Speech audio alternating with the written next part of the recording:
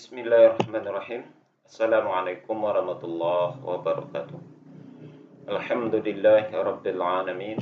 Assalatu wassalamu ala asyrafil anbiya'i wal mursalin wa ala alihi wa sahbihi rasulillahi ajmain. Rabbi shrah li sadri wa yassir li amri wahlul 'uqdatam min lisani yafqahu qawli. Alhamdulillah, puji syukur kita ucapkan kehadirat Allah Subhanahu wa taala. Sampai hari ini Allah masih memberikan kesehatan kepada kita semua. Salawat dan salam kepada Nabi Allah Muhammad sallallahu alaihi wasallam. Baik saudara, kita bertemu kembali dalam bahasan kitab Syarah Bulughul Maram ya. Dalam syarah kitab Bulughul Maram.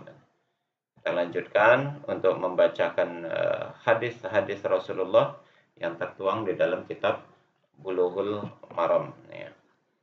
Hari ini kita akan membahas ataupun membicarakan tentang hadis Rasulullah tentang salah satu ataupun salah seorang Arab Badui yang buang air kecil ya, di dalam masjid ya.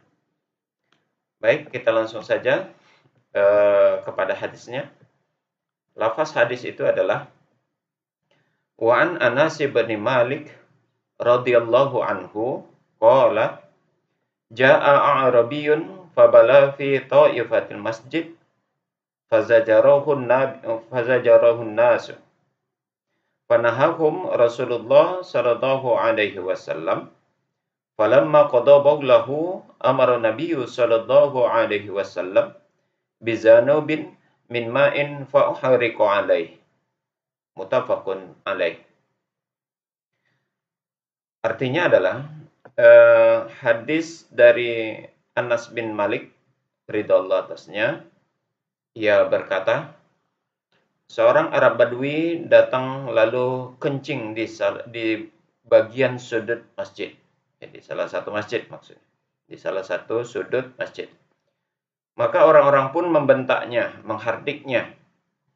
Namun Rasulullah pun mencegah mereka, maksudnya mencegah orang-orang yang menghardik si Arab Badui tadi, begitu. Setelah orang Badui itu selesai menyelesaikan buang hajatnya, yakni buang air seninya, buang air kencingnya, lalu Rasulullah memerintahkan untuk mengambil seember air dan dituangkan atau disiram pada bagian tempat di mana orang Arab Badui itu buang air kecil. Hadis ini muttafaqun alaih, yakni hadis yang diriwayatkan oleh Imam Bukhari dan Muslim. Ya, biasanya kalau peringkat hadis yang diriwayatkan oleh Imam Bukhari Muslim itu sepakat para ulama menyatakan hadis, kalau khususnya dalam hadis ini hadisnya sahih, begitu ya. Ulama sepakat menyatakan bahwa hadis ini yang diriwayatkan oleh Bukhari dan Muslim ini adalah hadis yang sahih. Kalimat penting di dalam hadis ini adalah ada beberapa kalimat penting yang kita coba sampaikan. Pertama, fil masjid. Fil masjid, secara etimologi artinya adalah tempat untuk bersujud. Ya, masjid bentuk masdarnya secara etimologi adalah tempat untuk bersujud. Namun di dalam hadis ini nanti ada kalimat kalimat ta'ifah. Ta'ifah ini yang menunjukkan salah satu tempat atau salah satu sudut daripada lokasi yang ada di dalam masjid tersebut, begitu ya. Jadi dia membatasinya. Kalau secara umum fil masjid adalah tempat untuk sujud, gitu, bagi umat Islam. Kemudian ada kata-kata A'rabi. A'rabi ini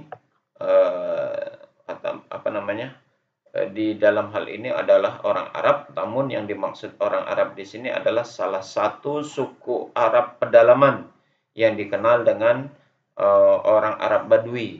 Suku Arab Badui, suku Arab pedalaman yang datang ke ke dalam masjid ketika Rasulullah masih ada di dalam masjid itu. Ya. Taifah tadi sudah dijelaskan bahwasanya menunjukkan kepada salah satu sudut yang ada di dalam masjid, begitu. Kemudian ada kalimat fazajarahul annas, orang-orang menghardiknya. Ya, maksudnya menghardik di sini mencegah atau melarang orang Arab Badui tadi untuk buang air kecil atau air seninya atau buang hajatnya di dalam masjid, di salah satu masjid itu. Jadi jamaah yang ada pada saat itu mengatakan di dalam hadis ini fazajaruhu annas. Jadi orang-orang pada menghardiknya, mencegahnya. Nah, gitu ya. Ketika dia akan buang hajat atau sedang buang hajat itu. Kemudian ada kalimat bizanu bin mima'in. Ya. Bizanu bin mima'in itu seember air, ya, seember yang penuh dengan air, begitu ya. Ya. Kemudian ada kata-kata fanahahum. Maka Rasulullah melarang mereka. Kata-kata mereka di sini adalah kepada orang-orang yang mencegah orang Badui itu untuk buang air. Jadi jangan dilarang, itu bahasanya tuh begitu. Jangan dilarang. Karena ada dia buang hajat, maka dibiarkan untuk membuang hajatnya terlebih dahulu, begitu ya. Kemudian ada kata-kata qada baulahu. Sebenarnya kata-kata qada itu sendiri mengandung arti cukup banyak sih. Qada itu bisa ditetapkan, bisa ketetapan, bisa keputusan. Namun di dalam hadis ini kata-kata qada bermakna selesai. Ya, maksudnya adalah setelah selesainya orang Arab Badui tadi membuang hajatnya atau membuang air kecilnya di dalam masjid, salah satu sudut masjid, begitu ya. Jadi qada di sini artinya selesai. Fa'uhriqu alaih. Fa'uhriqu alaih bentuk aslinya adalah fa'uriqu tanpa hamzah, tanpa ha, lalu ada tambahan huruf ha setelah huruf hamzah, ya. Maka bacaannya menjadi fa'uhriqu alaih. Yang di sini bermakna fa'uriqu alaihi, menyiram ya padanya. Maksudnya itu tempat di mana Arab Badui tadi menuangkan atau membuang hajatnya, begitu. Saudara sekalian, pelajaran yang kita dapat ambil di dalam hadis ini adalah pertama, bahwa air seni atau buang air kecil tadi itu adalah najis. Ya. Air seni manusia adalah najis, begitu. Maka dia wajib untuk dibasuh. Baik itu terkena tempat, terkena benda, terkena badan, terkena pakaian, maka dia wajib hukumnya untuk dibasuh. Itu yang dinyatakan di dalam kitab Syarah Bulughul Maram ini. Memandang Rasulullah memerintahkan kepada para sahabat untuk menuangkan air, menyiram, maksudnya begitu. Menyiram bekas di mana tempat orang Arab Badui tadi membuang hajatnya ataupun dia buang air kecilnya, begitu. Jadi dari kalimat itu menunjukkan dua hal, bahwasanya air seni itu atau air kencing itu adalah najis. Kemudian yang kedua, wajib untuk membersihkannya atau membasuhnya. Kemudian yang kedua, air seni yang ada di atas lantai bisa disucikan atau bisa dibersihkan dengan menggunakan air. Hanya dengan menggunakan air. Air seni tidak termasuk kepada kepada najis yang berat. Hadis mughalazah tidak masuk kepada situ. Maka untuk pembersihannya dalam hal ini cukup dengan menuangkan air sampai hilang sifat-sifat najisnya. Sebagaimana yang sudah kita bicarakan pada video sebelumnya, sifat najis itu adalah bau, rasa, dan warna. Jadi aromanya hilang, warna juga hilang, kalaupun ada rasa ya rasa pun hilang dari sifat-sifat najis itu. Nah, itu yang menjadi ketentuan di dalam hadis ini. Kemudian yang ketiga, keharusan memuliakan masjid. Ya, bagaimanapun keharusan memuliakan masjid ataupun mensucikan masjid dan menjauhkan masjid dari kotoran dan najis dengan menumpahkan air, dengan menyiram tadi itu memberikan konotasi bahwasanya masjid harus bersih dari hal-hal kotoran dan najis. Najis itu baik najis yang di luar, yang datang dari luar tubuh kita atau yang datang dari tubuh kita yang disebut dengan hadas, begitu ya. Hal ini senada dengan apa yang disampaikan oleh Rasulullah di dalam hadis lainnya. Inna hazihil masajid la tasluhu li syai' min hadzal bauli wala qazari. Innama hiya li zikrillahi azza wa jalla wa sallati wa qiraatil Qur'an. Itu hadis lain. Sesungguhnya masjid-masjid ini tidak layak untuk sesuatu dari air seni dan kotoran, ya, melainkan untuk zikir kepada Allah azza wa jalla, untuk melaksanakan sholat dan membaca Al-Quran. Nah, jadi berdasarkan penguatan dari hadis ini, maka kedudukan masjid harus bersih dari kotoran, dari najis, dari hadas, maka itu menjadi ketentuan yang wajib hukumnya. Kemudian yang keempat, yang pelajaran yang dapat diambil dari hadis ini adalah sikap toleransi Rasulullah. Beliau menunjukkan kebenaran kepada orang Arab Badui tersebut dengan penuh kelembutan setelah ia buang air kecil. Jadi Rasulullah tidak serta-merta membentak, memarahi, melarang orang Arab Badui tersebut untuk buang hajatnya. Bahkan di sini Rasulullah membiarkan dia menyelesaikan buang hajatnya, buang air kencingnya atau air seninya. Ya, buang air kecilnya dia biarkan sampai tuntas, sampai selesai. Dan setelah itu tidak dimarahi oleh Rasulullah. Hanya Rasulullah memerintahkan kepada para sahabat yang lain untuk mengambil air, lalu menuangkan air di tempat di mana orang Arab Badui tadi buang air kecilnya, disiram. Nah, itu. Kenapa Rasulullah tidak melarangnya orang Arab Badui itu untuk buang air kecil di dalam masjid? Padahal di hadis yang sebelumnya dikatakan masjid itu harus bersih dari kotoran. Rasulullah menghilangkan mudarat yang besar dan mengambil mudarat yang kecil, gitu ya. Apa mudarat yang besar dimaksud? Akan membahayakan bagi orang yang menahan air kencingnya ketika saat dia sedang buang air kecil. Ya. Jadi begitu sedang membuang air kecil, ternyata dilarang, berhenti mendadak, itu akan menjadi penyakit, akan membahayakan tubuhnya.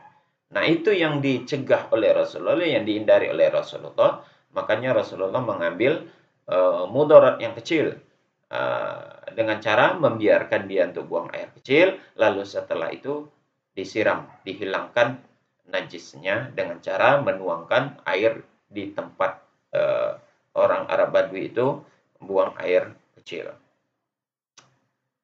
Kemudian pelajaran selanjutnya, demikian juga cara Rasulullah, cara pandang Rasulullah, ya, dan pengetahuan beliau mengenai tabiat manusia serta perilaku yang baik kepada mereka, sehingga kecintaan Rasulullah selalu tersimpan di hati mereka. Artinya, ya itu tadi, toleransi Rasulullah itu begitu tinggi. Dia atau Rasulullah, beliau memaklumi apa yang dilakukan oleh Arab Badui ini. Karena keterbatasan ilmu, karena keterbelakangan pola berpikir, karena mungkin karena tinggalnya yang di pelosok, sehingga membuat sesuatu itu ya seenaknya saja begitu ya. Sehingga hal ini dimaklumi oleh Rasulullah. Hal ini juga yang pada akhirnya Arab Badui itu berdoa kepada Allah. Apa doanya? Ya Allah, sayangilah aku dan Muhammad, dan jangan kau sayangi yang lain selain daripada kami berdua. Begitu